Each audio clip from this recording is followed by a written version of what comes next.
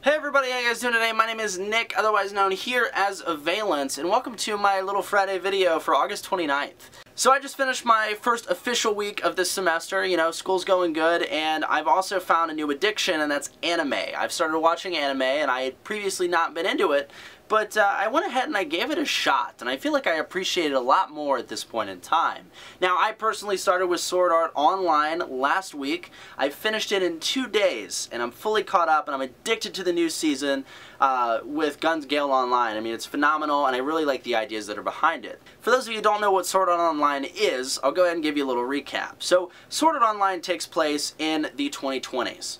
And it follows a boy, Kirito. I know I'm pronouncing that wrong. I'm very sorry for all of you who speak Japanese. But he is a 17-year-old teenager, and he's into something called VMMOs, or VMMORPGs. And these are virtual online games, like World of Warcraft, Star Wars The Old Republic, ESO, games that we have in today's world. But instead of it being, you know, just a mouse and a keyboard, you actually control it with your own brain. In order to do so, you have these things called nerve gears, which, you know, there's a bunch of different types of them that are used for different games, but they're essentially virtual reality helmets. So think Oculus Rift, right? Now these virtual reality helmets fit on your head, and they intercept the signals that your brain sends to your body in order to control your body, so it prevents you from controlling your body when you're logged into this MMO. Instead of sending them to your body, it transmits those to your character in the game. So abilities aren't activated by pushing hotkeys, they're activated by feeling the ability and getting the right move wind-up to do it.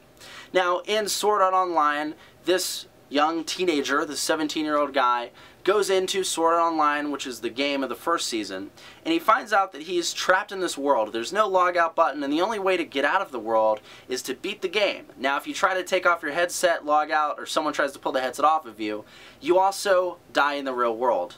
So it really puts this whole emphasis on, you know, are we the same person in a virtual world as we are in the real world? And that's what I wanted to talk about with you guys today. It's a great argument, you know, and Sword Art Online touches on it with many themes, you know, compassion, love, things of that nature, and I find it really interesting. I mean, me personally, I played MMOs and video games when I was growing up because I didn't feel like I really fit in until high school, as a matter of fact. And even then, I kind of hid my video game side of things.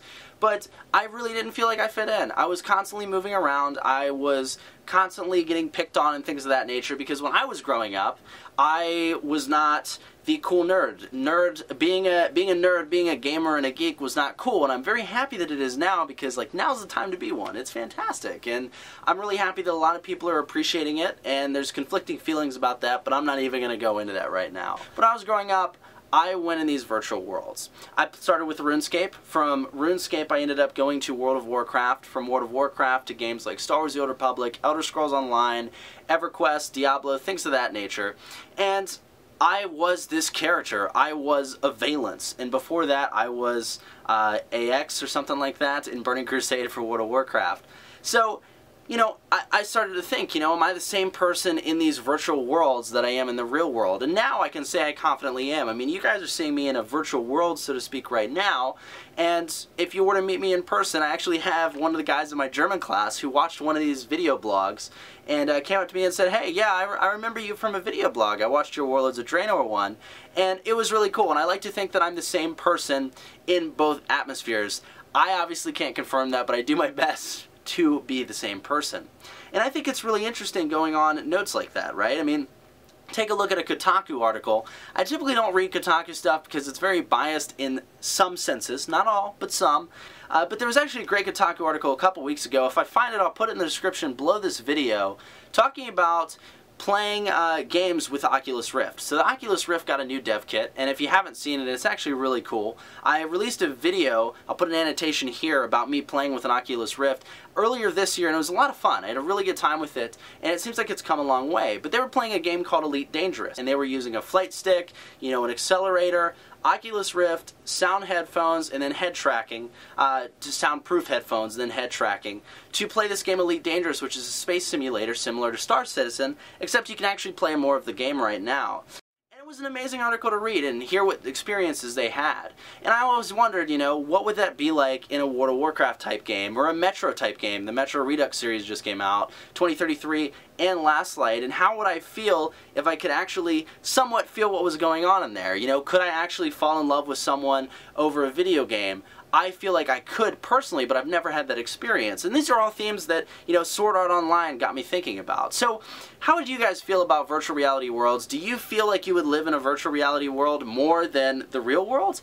And when do you feel is kind of the boundary? I mean, talk about the Oculus Rift. Tell me if you've had any cool experiences with that. I would love to hear about it in the comments below this video, guys. So, thank you very much. I'll include a bunch of links to Sword Art Online, the Kotaku article if I can find it, and my other video annotated. I'll also put in the description below the video, so you guys can check that out and formulate an opinion to share with me in the comments. That's going to be it for today, guys. I hope you enjoyed this video blog. If you did, hit that like button, support the channel, and feel free to subscribe. I do one of these every Friday, and I have a lot of fun talking about them. Plus, I do Let's Plays and gaming commentary throughout the week on the newest and greatest in gaming, hopefully. So, my name is Nick, otherwise known here as Avialence. Thank you guys so much for watching, and I will talk to you guys next week. Enjoy your weekend.